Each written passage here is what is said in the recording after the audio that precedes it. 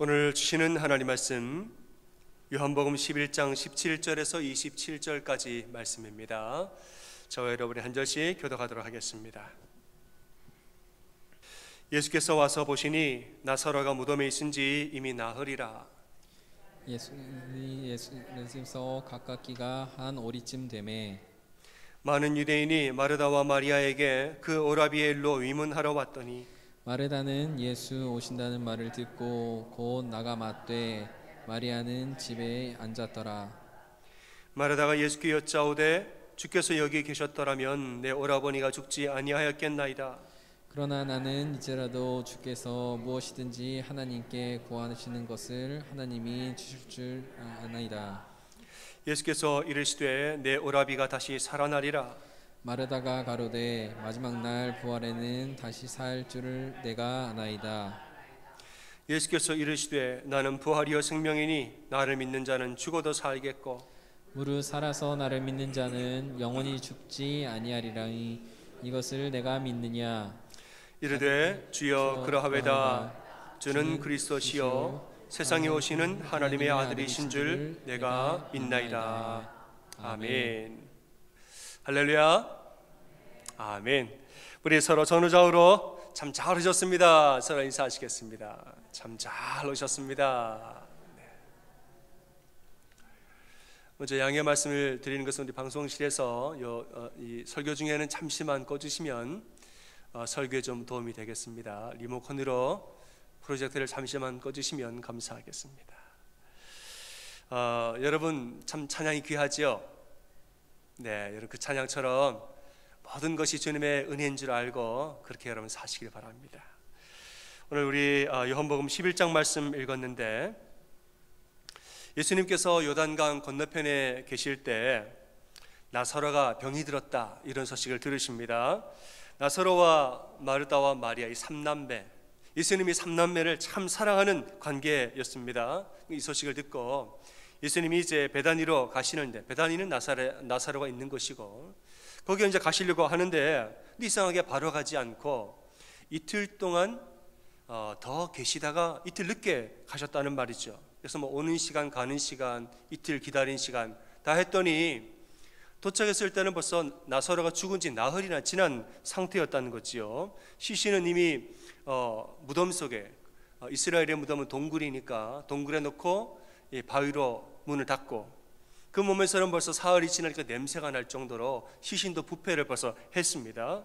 근데 예수님이 그 돌문을 다시 열어라, 돌문을 그려서 다시 문을 열고 큰 소리로 나사로야 나와라 라고 소리를 치셨더니 나사로가 일어나서 그냥 수건을 동인 채로 그대로 나와서 걸어왔다 이렇게 말합니다. 요한복음을 보면은 예수님의 신성을 나타내는 중요한 7가지의 기적들이 나오는데 그 7가지 기적 중에서 나사로를 살린 기적, 죽은 자를 살린 기적은 예수님의 신성을 무엇보다도 잘 나타내는 아주 중요한 기적입니다. 동시에 예수님의 부활을 그대로 예표하는 중요한 기적이기도 합니다. 그러니까 죽은 자를 누가 살립니까? 신이 아니고서야 어떻게 죽은 자를 살립니까? 나사로를 살린 것은 예수 그리스도의 신성을 잘 나타내 주신 기적임과 동시에 예수님도 이와 같이 나중에는 죽은 자였다가 살아나는 이 부활의 기적을 예수님도 보이시리라 자신의 부활을 예표하신 중요한 사건이다라는 말입니다. 그래서 오늘은 이 본문을 통해서 죽음이라는 절망에 빠진 사람들에게 부활이라는 희망을 주신 이 예수님에 대한 메시지를 여러분과 좀 나누고자 합니다. 여러분, 나사로를 살리신 기적, 이 기적이 우리에게 주는 메시지가 무엇인가 2가지로 이야기하고자 하는데, 첫째는 예수님은 절대 희망이라는 사실입니다. 우리 한번 저를 따라서 하겠습니다. 예수님은 절대 희망입니다. 시작. 예수님은 절대 희망입니다. 아멘. 예수님은 우리의 절대 희망이 되신다는 사실, 이걸 알려주는 거예요. 인간에게 죽음이라는 것은 절대 절망의 상태입니다. 사람은 가난해도 살 수 있고 몸이 아파도 살 수 있고 또 어디가 부족해서 장애가 불편이 있어도 사람은 살 수 있습니다. 하지만은 사람은 일단 죽으면 끝입니다. 죽었는데 어떻게 다시 살리고, 죽었는데 어떻게 다시 어떤 손을 쓸 수가 있겠습니까? 이건 끝이라는 거예요. 어느 누구도 사람이라면 돌이킬 수 없는 상황, 그게 바로 죽음이라는 상황, 절대 절망의 상황이라는 것입니다. 근데 예수님이 이렇게 죽은 자를 살리셨다라는 것은 예수님은 절대 절망까지도 이길 수 있는 절대 희망이 되시는 분이 예수님이라는 사실이에요. 여러분, 예수님 앞에서 돌이킬 수 없는 게 있습니까? 이건 벌써 돌이킬 수 없어. 그건 우리 생각이죠. 예수님 앞에 가면 예수님은 돌이킬 수 없는 게 없고 극복하지 못하는 것이 없어요. 어떤 상태라도 예수님은 우리에게 희망 되신다는 겁니다. 이 사실을 모르면 예수님이 내 앞에 계시는데도 절망을 하는 사람도 있습니다. 예수님은 절대 희망인데 이걸 모르면 예수님을 내 앞에다 모셔다 놓고도 자꾸 절망을 하는 사람들이 있습니다. 예수님 이제 도착을 했는데 마르다가 원망을 합니다. 주께서 여기 계셨더라면 내 오라비가 안 죽었을 건데. 이따가 마리아도 똑같은 말로 원망을 합니다. 아니, 주님께서 계셨더라면 안 죽었을 텐데. 예수님 지금 내 앞에 계시는데도 벌써 절망이 왔다는 거예요. 물론 이제 그들의 입장에서 보면은 늦게 오신 예수님 얼마나 원망스러웠을까요? 좀 빨리 오시면 좋았을 텐데. 여러분, 우리가 이제 환자라고 생각해보고 혹은 우리가 환자의 가족이라고 생각할 때 사경을 헤매는 사람이 있는데 이 사람을 살릴 수 있는데 의사가 늦게 오는 바람에 죽었습니다. 의사가 빨리 왔으면 살 수 있는데 의사가 늦게 오는 바람에 죽은 거예요. 얼마나 원망스럽겠어요. 정말 빨리 오지. 알고 봤더니 이 의사가 일부러 늦게 왔대요. 일부러.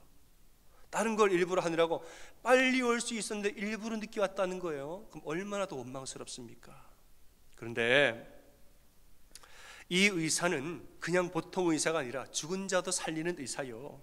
특별히 늦게 온 것은 이보다 더 큰 일을 계획하시고 이미 모든 이 마스터 플랜을 끝내고 어떤 대단한 일을 계획하고 지금 오셨다는 사실을 알면 이야기가 좀 달라지는 거예요. 마르다와 마리아가 이제 슬퍼서 우는데 조문을 하러 온 사람이 슬퍼서 다 같이 울었습니다. 다 같이 사람들이 흐느끼면서 죽음을 슬퍼하는데 이 모습을 본 예수님도 함께 눈물을 흘리셨다라고 말합니다. 예수님 눈물을 흘리신 것은 나사로가 죽어서 슬퍼 우신 것이 아니라 나사로의 죽음을 슬퍼하고 있는 사람들의 슬픔을, 그 감정을 공감하신 거예요.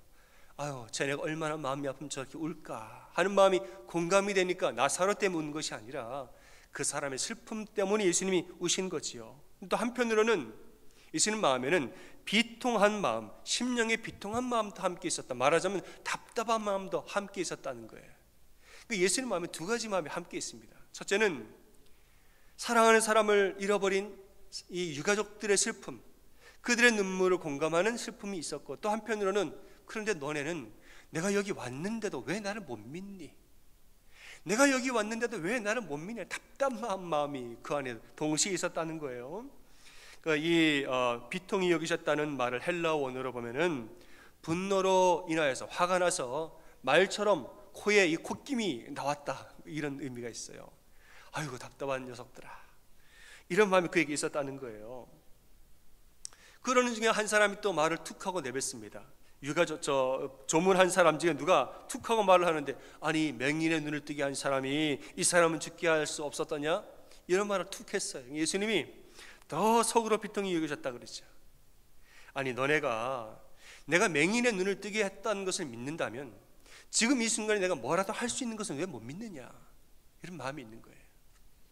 예수님을 믿고 예수님의 기적을 목도한 사람들이, 그 놀라운 일을 직접 목격한 사람들이 지금 내가 뭔가를 할 수 있다는 사실을 왜 못 믿느냐는 거예요. 여러분, 예수님을 분명히 믿고 기적도 본 사람들이 절망을 하는 일은 뭐냐? 죽었기 때문에 그런 거예요. 아니 뭐 살아있으면 뭐 고쳐주시리라 뭐 하지만은 죽었다는 거예요. 일단 죽으면 끝이거든요. 사람들에게 죽음이라는 것은 인간의 수준에게는 절대 절망이기 때문에 예수님 아무리 대단하셔도 죽으면 끝났어요. 인간의 수준에서 죽으면 절대 절망입니다. 하지만은 예수님의 수준에서 볼 때는 죽음은 아무것도 아니라는 거예요. 그건 인간의 수준의 이야기지, 예수님의 수준에서 볼 때는 죽음 아무것도 아닙니다. 생명과 죽음은 전부 다 예수님 만드신 겁니다. 죽으신 이후의 삶도 예수님 전부 다 인도하십니다. 우리 죽음이 끝이다 하지만 끝이 아닙니다, 여러분. 그래서 예수님 보시기에는 여전히 희망이 있는데, 예수님 오셨으니까, 내가 왔으니까 이제 희망이 본격적으로 시작될 텐데, 예수님 오셨는데도 자꾸 절망부터 먼저 하는 이 사실이 답답했던 거예요. 여러분, 예수님의 능력을 우리의 수준으로 제한하지 마시기 바랍니다. 무슨 일을 볼 때에 내 수준으로 볼 때에 아유 끝났어, 여러분 수준으로, 우리 생각으로 예수님 제한하지 마세요. 예수님은 우리의 지혜를 뛰어넘는 분이죠. 우리는 알게 모르게 예수님 제한할 때가, 은근히 제한할 때가 있다는 거예요. 예수님 믿습니다, 전능하신 우리 하나님 말하면서도 은근히 예수님의 능력을 제한할 때가 있어요. 예수님이 하실 수 있는 영역과 예수님도 못하시는 영역을 자꾸 구분을 하는 마음이 우리 안에 있어요. 이거는 좀 기도해도 들어주시겠지, 이거는 기도해도 될 일이 아니야. 구분을 우리가 은근히 하는 게 있습니다. 여러분, 이거는 못한다, 저것도 예수님 못한다, 이건 우리 수준의 이야기지. 예수님 뭐라고 말씀하십니까? 내게 능력 주시는 자 안에서 내가 모든 것을 할 수 있느니라 말씀을 분명히 이렇게 말하는 줄로 믿으시기 바라요. 내게 능력 주시는 자 안에서, 예수 그리스도로 인하여서 우리는 모든 것을 할 수 있다고 말하고 있지요. 우리가 믿음의 능력을 경험하기 위해서는 우리의 이러한 생각부터 바꿔야 된다는 거예요. 자꾸 예수님 제한하는 생각, 자꾸 안 된다고 말하는 생각, 특별히 사단이 이런 생각을 자꾸 우리에게 줍니다. 어떤 합리적인, 나름대로의 합리적인 이유를 대면서 그러니까 이건 안 되는 거야. 그건 사단의 속임이죠. 우리가 믿음의 능력을 제대로 경험하기 위해서는 이러한 잘못된 생각부터 바꿔야 된다는 겁니다. 마가복음 9장을 보면은 예수님이 변화산에서 내려왔을 때 어떤 아버지가 귀신 들린 아이를 데리고 예수님한테 고쳐달라고 부탁을 합니다. 이렇게 말하죠. 당신이 산에 계시는 동안에 제자들한테 고쳐달라고 부탁을 했는데 이 제자들이 못하더란 말입니다. 이러면서 하는 말이, 당신이 왔으니까 무엇을 하실 수 있거든 우리를 좀 도와주십시오 이랬어요. 혹시 당신이 왔는데 뭘 좀 하실 수가 있거든 좀 도와주시겠어요? 예수님 뭐라 그러죠? 아니, 할 수 있거든 무슨 말이냐고.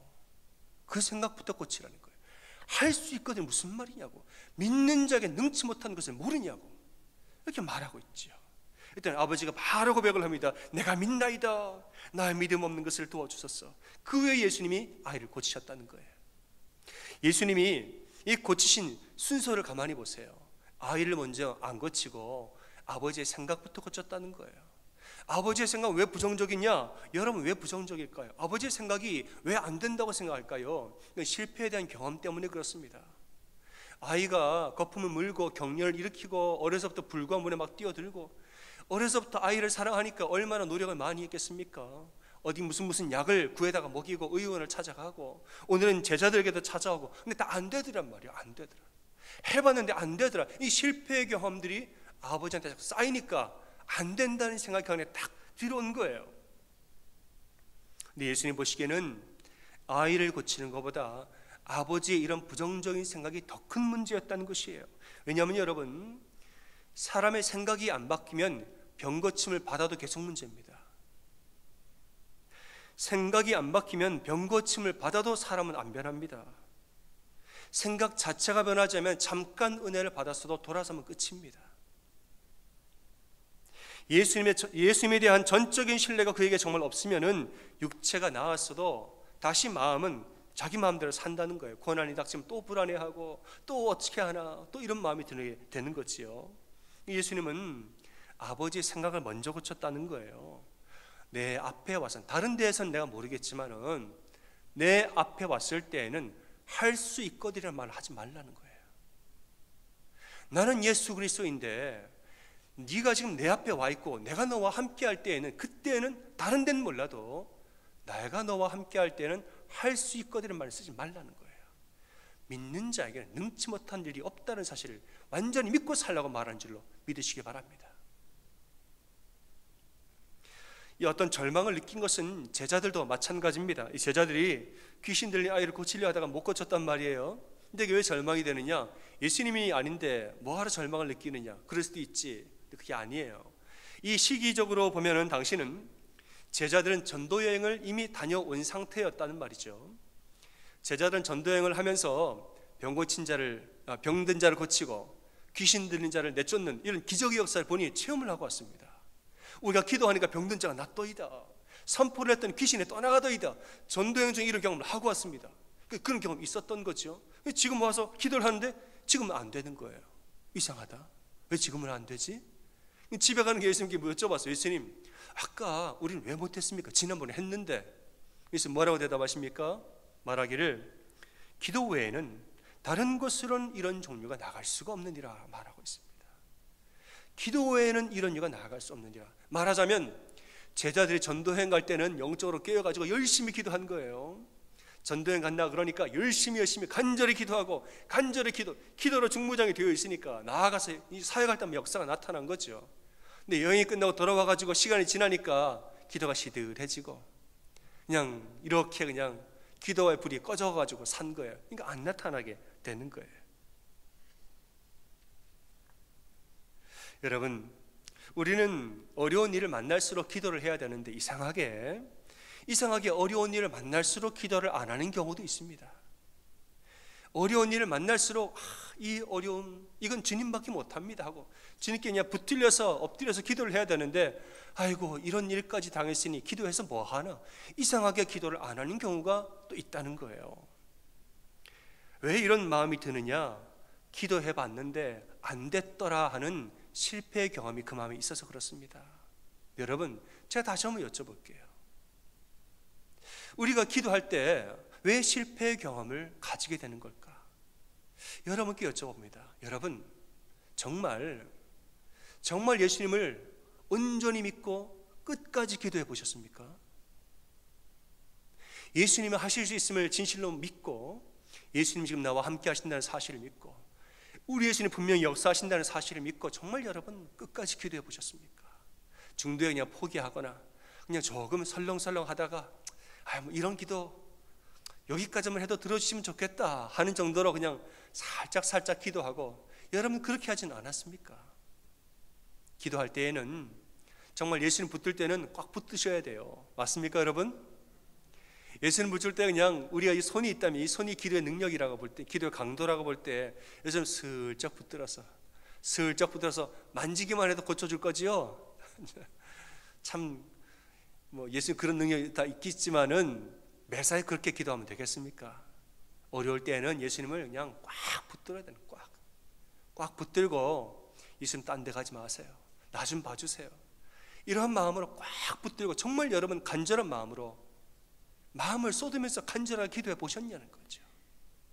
이렇게 기도하는 자는 예수님이 안 들어주실 리가 없는 거예요. 여러분 기도할 때는 예수님 꽉 붙들고 기도하시고, 두 번째는 뭐냐? 끝까지 기도하세요. 아멘. 그렇게 할 때에 예수님 반드시 역사하신다는 거예요. 우리가 기도할 때에는 안 된다는 생각부터 먼저 바꾸시길 바랍니다. 안 되는 게 아니라 내가 안 한 거예요. 기도했는데 안 되더라가 아니고 내가 기도를 안 한 거예요. 여러분, 진실로 기도하고 끝까지 간절히 기도를 하셔야죠. 예수님 분명히 말씀하시는데 할 수 있거든이 무슨 말이냐? 믿는 자에게 능치 못할 일이 없느니라. 어떤 일을 볼 때 저거는 못해요, 이거는 내 수준의 이야기죠. 딱 내 수준의 이야기예요. 하지만 예수님의 수준을 볼 때는 할 수 있다는 거죠. 할 수 있으니까 믿고 끝까지 기도하라는 것입니다. 여러분, 예수님은 우리 인생에서 절대 희망 되시는 분이라는 사실을 꼭 믿고 사시기 바랍니다. 두 번째로 예수님 나사로를 살리셨다. 이것이 우리에게 주는 두 번째 메시지는 뭐냐? 희망은 멀리 있지 않고 지금 우리에게 있다는 사실입니다. 한번 같이 해볼까요? 희망은 멀리 있지 않고 지금 우리에게 있다. 시작. 희망은 멀리 있지 않고 지금 우리에게 있다. 아멘. 여러분, 희망을 멀리 있는 것으로 생각하지 마십시오. 희망은 지금 우리에게 있습니다. 예수님이 마르다에게 이야기하죠. 내 오라비가 살아나리라. 부활에 대해서 이야기를 했어요. 마르다가 뭐라고 그러죠? 네, 살아나겠지요. 마지막 날에 부활할 때 살아나겠죠. 그건 전 믿어요. 근데 예수님이 희망에 대해서 이야기했는데 그렇겠지요. 그래서 희망을 미래 이야기로 미뤘다는 거예요.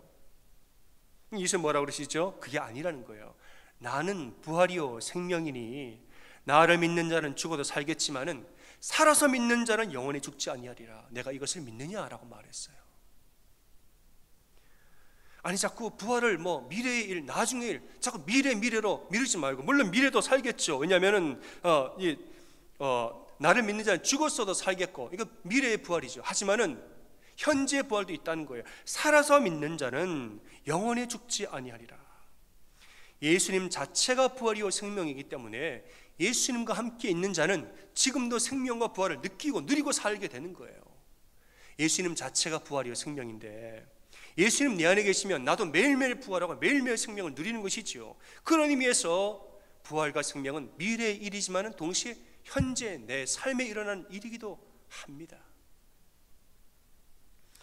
고린도 15장 31절에서 사도 바울은 이런 말을 합니다. 나는 날마다 죽노라, 이런 말을 했어요. 부활에 대한 논쟁을 하면서 나는 날마다 죽노라. 이게 무슨 말이냐? 어떤 사람이 미래에는 부활도 없다라고 얘기한 사람이 있었죠. 그러니까 바울이 아니라는 거예요. 미래에 부활이 없다는 말이, 그런 말이 어디 있느냐고. 분명히 부활이 있다.